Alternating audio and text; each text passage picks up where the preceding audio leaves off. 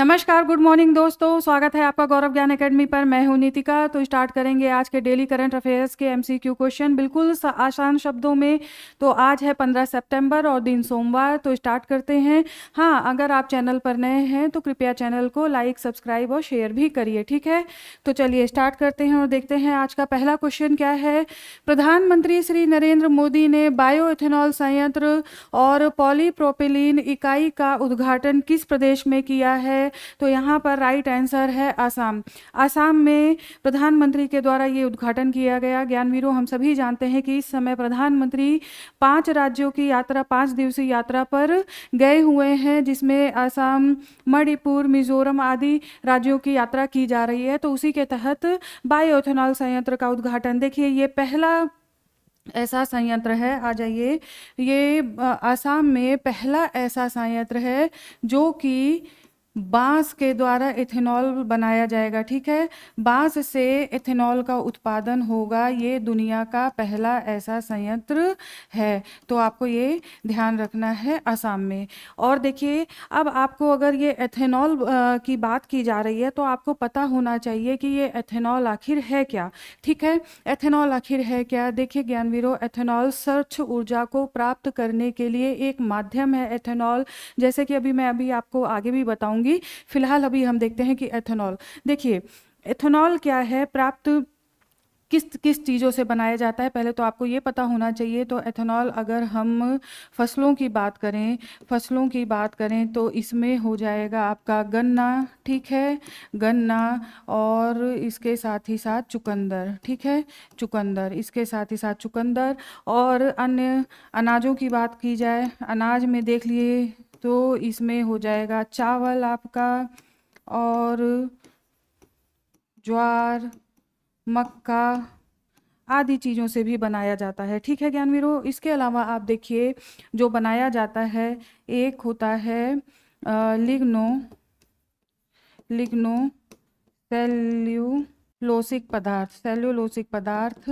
इसके अंतर्गत क्या आता है, तो इसके अंतर्गत पुआल, ठीक है, पुआल आपको पता होगा, पुआल और लकड़ी का बुरादा, ठीक है, इन सब चीज़ों में ये आता है। तो इनसे हमें प्राप्त होता है एथेनॉल। देखिए, अगर भारत की बात करें तो भारत में सबसे अधिक एथेनॉल या उत्पादन गन्ना के माध्यम से किया जाता है, ठीक है। अगर अमेरिका की बात करें तो वहाँ पर मक्का से सबसे ज़्यादा उत्पादन किया जाता है। ये अपने अपने देश के और उनके क्षमताओं की बात है। तो भारत में सबसे ज़्यादा गन्ना से गुड़ और गुड़ से जो है एथेनॉल प्राप्त किया जाता है। देखिए, इसकी जो एक प्रक्रिया होती है, इस प्रक्रिया में एथेनॉल प्राप्त करने के लिए जो अनाज है उसको शर्करा में कन्वर्ट किया जाता है, सेल्यूलोस में कन्वर्ट किया जाता है। उसके बाद इसको किण्वन किया जाता है और फिर हमें एथेनॉल प्राप्त होता है। तो ये हो गया पूरी प्रक्रिया। अब आपको बताऊं मैं कि देखिए, मंत्री हरदीप सिंह पुरी, उनके अभी बयान आया था कि 2025 में भारत ने स्वच्छ ऊर्जा में एक उपलब्धि प्राप्त करते हुए 20% एथेनॉल पेट्रोल में, ठीक है, पेट्रोल में मिलाने का लक्ष्य प्राप्त कर लिया है, ठीक है। मिलाने का लक्ष्य 5 वर्ष पहले ही प्राप्त कर लिया है, 5 वर्ष पहले ही प्राप्त किया है।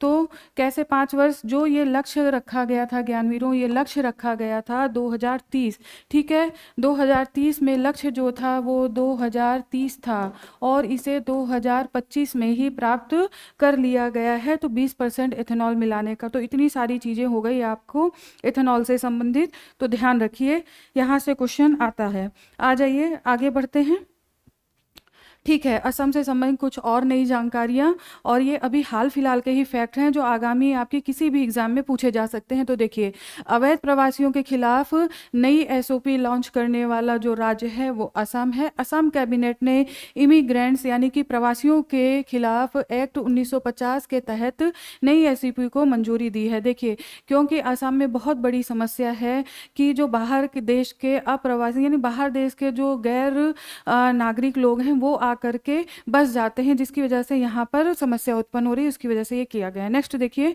वल्चर गिद्ध संरक्षण पहल। तो असम ने वल्चर यानी कि गिद्ध संरक्षण के लिए नई वेबसाइट भी लॉन्च की। इसका उद्देश्य गिद्धों की घटती आबादी पर निगरानी रखना, डेटा साझा करना, संरक्षण प्रयासों तक लोगों में पहुंचाना। तो ये सारी बातें की गई हैं वल्चर गिद्ध संरक्षण, क्योंकि यहाँ पर आपसे जो पूछा जा सकता है कि ये किस राज्य के द्वारा किया गया, ठीक है, आसाम के द्वारा किया गया है, ध्यान रखिए। नेक्स्ट देखिए, गज मित्र योजना ज्ञानव्यूह, ये भी आसाम के द्वारा, क्योंकि अभी मैं आसाम यहाँ पे हो सकता है आपको आसान लगे, लेकिन वहाँ जब ऑप्शन आपको मिल जाएगा आसाम, मिजोरम, मणिपुर, त्रिपुरा, नॉर्थ ईस्ट के 3-4 स्टेट दे देंगे, आपको ये टफ लगने लगेगा, ठीक है। तो याद रखिए, आसाम गज मित्र योजना, मानव हाथी संघर्ष कम करने के लिए असम सरकार ने ये योजना शुरू की। नेक्स्ट देखिए, असम सरकार ने हिमाचल प्रदेश के मुख्यमंत्री राहत कोष में 5 करोड़ रुपए का योगदान दिया है। देखिए, अभी जो बाढ़ आई है इसकी वजह से असम सरकार ने मुख्यमंत्री कोष में ऐसा योगदान किया है। तो इतने फैक्ट आपको याद रखने हैं। आ जाइए आगे बढ़ते हैं और नेक्स्ट क्वेश्चन देखते हैं क्या है। स्वस्थ नारी सशक्त परिवार अभियान में स्वास्थ्य एवं परिवार कल्याण मंत्रालय के साथ कौन सा मंत्रालय भी भागीदार है? देखिए, अभी कल ही इसका घोषणा की गई है आयुष मंत्रालय के द्वारा कि वो भी स्वस्थ नारी और सशक्त परिवार अभियान में भाग लेगा। देखिए, ये जो अभियान है ये 17 सितंबर से स्टार्ट किया जा रहा है 2 अक्टूबर तक, यानी कि प्रधानमंत्री के जन्मदिन से इसे प्रारंभ किया जा रहा है और इसे विकसित भारत का आधार बनाया जा रहा है। देखिए ज्ञानवीरों, इसे इसके अंतर्गत जो मंत्रालय हैं उसमें 2 मंत्रालय पहले से हैं, जिसमें कि एक तो हो गया आपका स्वास्थ्य परिवार कल्याण मंत्रालय, दूसरा है आपका महिला, दूसरा मंत्रालय जो है वो है महिला एवं बाल विकास मंत्रालय, ठीक है, महिला एवं बाल विकास मंत्रालय। और अब इसी कड़ी में जुड़ गया है आयुष मंत्रालय भी। तो आपको ये ध्यान रखना है 17 सितंबर से 2 अक्टूबर तक इस अभियान को चलाया जाएगा। मेनली देखिए, महिलाओं के स्वास्थ्य पर, महिलाओं के स्वास्थ्य संबंधी समस्याओं को निपटाने के लिए या स्वास्थ्य संबंधी जानकारी देने के लिए ये अभियान चलाया जा रहा है। इसके साथ ही साथ ज्ञानवीरों देखिए, 8वें पोषण सप्ताह का भी आयोजन किया जाएगा, ठीक है, पोषण सप्ताह का भी आयोजन किया जाएगा। आगे देखिए, ये आयोजन मुख्यतः महिलाओं और किशोरियों से जुड़ा होगा, महिलाओं और किशोरियों से जुड़ा होगा, ठीक है। अब देखिए इसमें और क्या क्या चीज़ें हैं। इसमें सबसे पहले अगर हम बात करें जो ये अभियान है उसमें देखिए 1 लाख से अधिक स्वास्थ्य शिविरों का आयोजन किया जाएगा, ठीक है। इसके साथ ही साथ देखिए, इसमें सरकारी यानी कि अगर बात करें तो जिला अस्पताल, ठीक है, जिला अस्पताल भाग लेंगे इसमें, और आपके आरोग्य मंदिर ये वो हैं जो आयुष्मान भारत के अंतर्गत आते हैं, ठीक है। सामुदायिक स्वास्थ्य सेवा केंद्र ये सभी संस्थान इसमें भाग लेंगे, स्वास्थ्य सेवा केंद्र, ठीक। तो आपको ये ध्यान रखना है। चलिए आ जाइए आगे बढ़ते हैं नेक्स्ट क्वेश्चन की तरफ। 15 से 19 सितंबर 2025 तक अंतर्राष्ट्रीय इलेक्ट्रोटेक्निकल आयोग IEC की 89वीं आम बैठक की मेजबानी कौन सा देश करेगा? तो राइट आंसर है भारत, ठीक है, भारत के द्वारा ये मेजबानी की जा रही है और ये आयोजन ज्ञानवीरों किया जा रहा है नई दिल्ली के भारत मंडपम में, ठीक है, भारत मंडपम में ये आयोजन किया जा रहा है। अब देखिए, भारत को ये चौथी बार मौका मिला है, ठीक है, चौथी बार ये मौका मिला है भारत को। अगर इससे पहले बात की जाए तो इससे पहले तो 1997 और 2013 और अब 2025 में, ठीक है, ये आयोजन किया जा रहा है। और इसका जो विषय होगा सतत विकास में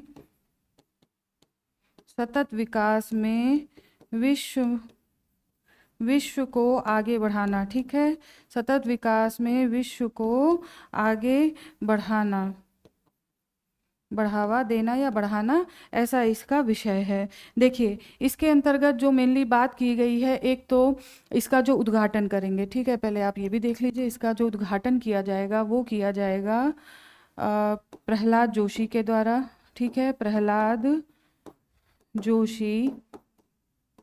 जोशी जो कि आपको पता होगा नवी एवं नवीकरणीय ऊर्जा मंत्रालय के मंत्री हैं, उनके द्वारा। और इसके अलावा पीयूष गोयल, जिनको कि जो इसका उद्घाटन करेंगे, इसमें पीयूष गोयल उद्घाटन करेंगे जीएम प्रदर्शनी का। यहीं पर जीएम प्रदर्शनी का उद्घाटन पीयूष गोयल के द्वारा किया जाएगा, ठीक है, जो कि वाणिज्य एवं उद्योग मंत्रालय से संबंधित हैं।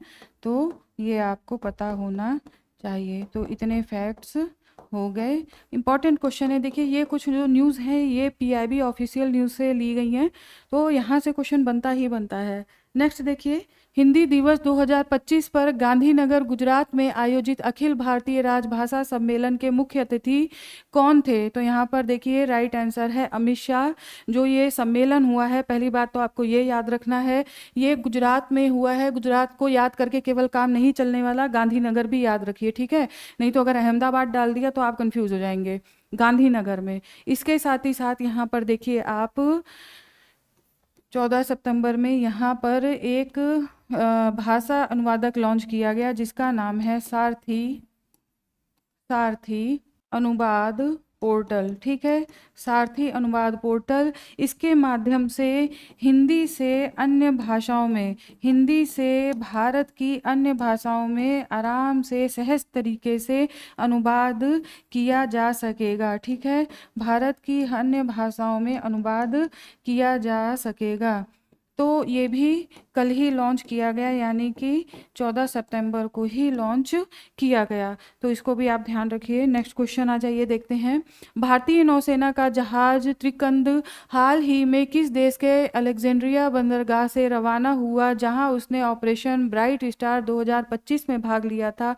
तो यहाँ पर देखिए राइट आंसर है आपका मिस्र। हमें पता है कि ब्राइट स्टार जो ऑपरेशन है वो मिस्र में आयोजित किया गया, और भारत ने मिस्र में देखिए 700+ सैनिक तैनात किए थे। इसमें वायुसेना के साथ साथ नेवी और आर्मी सभी के लोग थे, सभी सैनिक थे। इसमें इंडियन आर्मी इन मल्टीनेशनल मिलिट्री एक्सरसाइज थी, ये काफ़ी बड़ी एक्सरसाइज, और इसमें अमेरिका और अन्य देश भी इसमें शामिल थे, ठीक है। तो यह इंपॉर्टेंट है, ध्यान रखिए। Bright star, operation bright star और अलेक्जेंड्रिया बंदरगाह। देखिए ये जो चला है ये 28 अगस्त से 10 सितंबर तक चला है, ठीक है।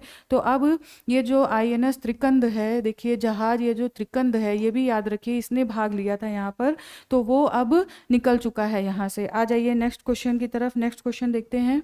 हाल ही में भारतीय नौसेना से किस कंपनी द्वारा निर्मित स्पेनिश 3D रडार को शामिल किया है? तो राइट आंसर है टाटा एडवांस सिस्टम लिमिटेड, ठीक है। इस कंपनी ने ये लॉन्च किया है स्पेनिश 3D स्टार, जो कि नौसेना में अब लगाया गया है, ठीक है। देखिए जो ये स्पेनिश कंपनी है उसका नाम है इंद्रा है, और इसी का 3D वर्जन जो है नौसेना में अब लगाया गया है, और काफ़ी अच्छी इसकी जो एडवांस प्रणाली है वो काफ़ी सशक्त है। जैसे कि देखिए आप 9 से 474 किलोमीटर तक इसका रडार वर्क करेगा। अगर हम ऊंचाई की बात करें, ऊंचाई में रडार का क्या वर्क करेगा, तो वो है आपका 1 लाख फीट की ऊंचाई, ठीक है, 1 लाख फीट की ऊंचाई तक ये रडार वर्क काम करेगा। देखिए इससे क्या है, भारत की सूचना तंत्र या सूचना प्रणाली इस पर अधिक तेज हो जाएगी, स्पष्ट हो जाएगी, ठीक है। और इसके साथ ही साथ देखिए जो याद रखना है वो है ये स्पेनिश यानी कि स्पेस से ये सिस्टम प्राप्त किया गया है या बनाया गया है टाटा एडवांस सिस्टम के द्वारा मिल करके, ठीक है। तो इसको आपको ध्यान रखना है। आ जाइए नेक्स्ट क्वेश्चन देखते हैं। बैराबी सरांग रेल परियोजना के उद्घाटन के साथ आइजॉल बनी पूर्वोत्तर की उन राज्य की राजधानी जिसमें पहली बार रेल कनेक्टिविटी मिली हो।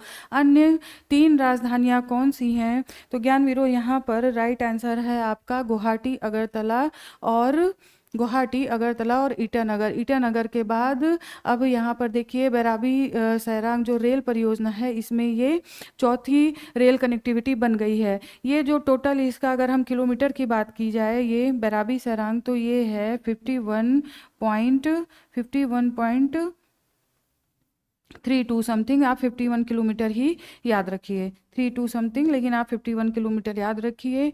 और इस तरह से रेल नेटवर्क से जुड़ा मिजोरम, ठीक है, ये आप ध्यान रखिए। आ जाइए नेक्स्ट क्वेश्चन की तरफ। हाल ही में भारतीय नौसेना ने INS अरावली नामक नया स्वदेशी नेवल बेस प्राप्त किया है।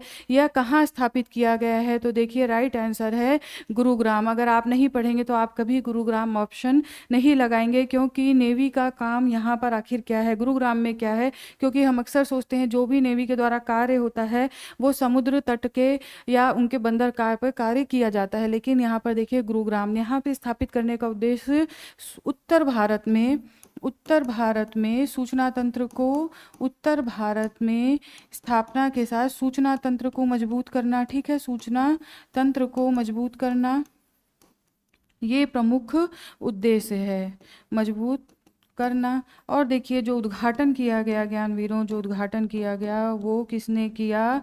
तो वो किया नौसेना प्रमुख, आपको नाम याद होगा, नौसेना प्रमुख एडमिरल दिनेश के त्रिपाठी, ठीक है, ये हैं। तो आपको ये ध्यान रखना है, दिनेश के त्रिपाठी के द्वारा उद्घाटन किया गया गुरुग्राम। आपको ये भी याद रखना है, यहाँ पर एक नया स्वदेशी नेवल बेस प्राप्त हुआ है। आ जाइए नेक्स्ट क्वेश्चन देखते हैं। भारत ने हाल ही में संयुक्त राष्ट्र महासभा में फिलिस्तीन के 2 राज्य समाधान से संबंधित किस प्रस्ताव का समर्थन किया है? राइट आंसर है न्यूयॉर्क घोषणा पत्र। देखिए न्यूयॉर्क घोषणा पत्र किससे संबंधित है? तो ये फिलिस्तीन से संबंधित है, भारत ने इसका समर्थन किया है। अगर हम बात करें यहाँ पर टोटल 142 देशों ने समर्थन किया है, 142 देशों ने समर्थन किया है, जबकि अमेरिका सहित देखिए 10 देशों के द्वारा अमेरिका सहित 10 देशों के द्वारा विरोध और 12 देश मतदान से अलग रहे, 12 देश मतदान से अलग। तो खैर ये क्वेश्चन नहीं पूछा जाएगा, बस आप सबको ये याद रखना है 142 देशों ने समर्थन किया है, भारत ने भी समर्थन किया है। अगर इस घोषणा पत्र की बात करें, न्यूयॉर्क घोषणा पत्र, तो वो कौन लेके आया? तो वो फ्रांस और सऊदी अरब के द्वारा लाया गया। तो इस घोषणा पत्र को लाने वाले 2 देश फ्रांस और सऊदी अरब। नेक्स्ट क्वेश्चन देखिए क्या है।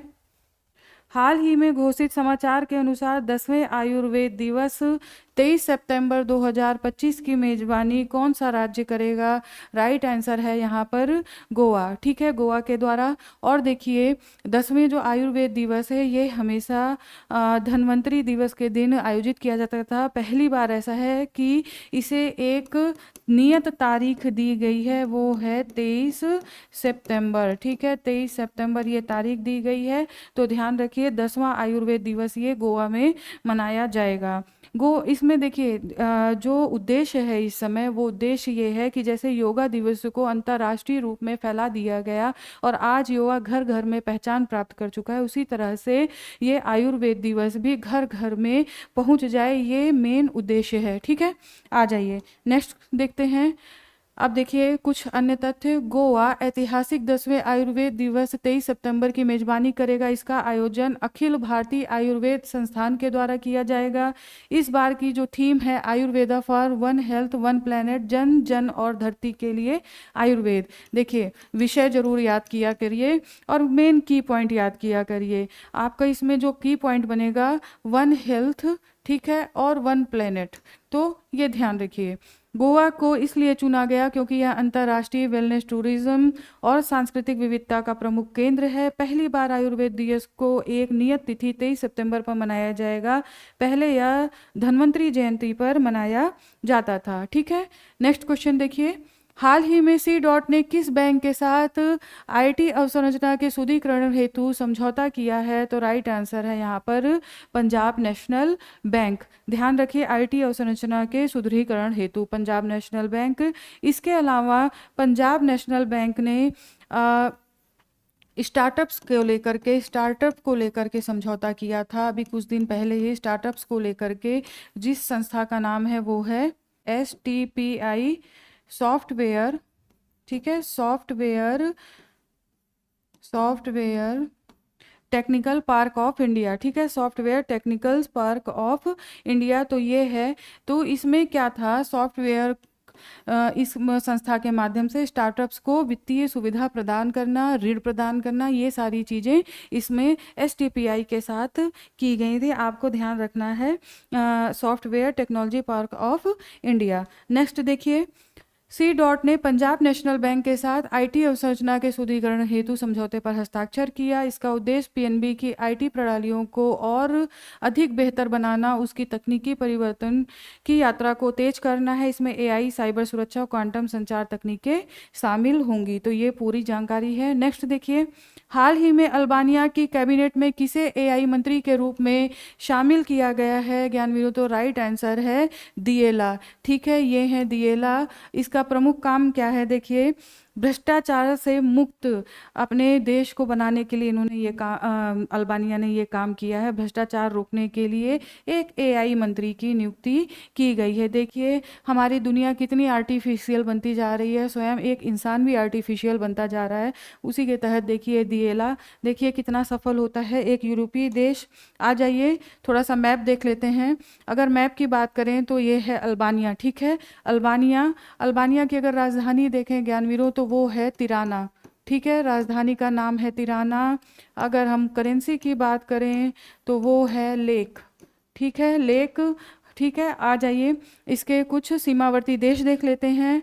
ये हो गया मॉन्टेनिग्रो, ये हो गया कोसोवो, मैसिडोनिया और ग्रीस। तो देखिए ये 4 देश हैं, ठीक है। और अगर हम यहाँ पे सी की बात करें तो एड्रियाटिक सी, इटली, अगर आप मैप खोलेंगे इटली के इधर एड्रियाटिक सी, और ये रहा अल्बानिया।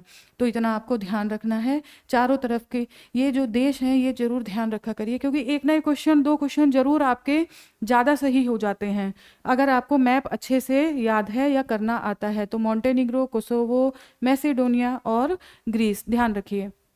नेक्स्ट क्वेश्चन देख लीजिए, और आज का लास्ट क्वेश्चन, हाल ही में महाराष्ट्र के किस रेलवे स्टेशन का नाम बदलकर अहिल्याबाई नगर कर दिया गया है? तो देखिए ये है अहमदनगर रेलवे स्टेशन महाराष्ट्र में।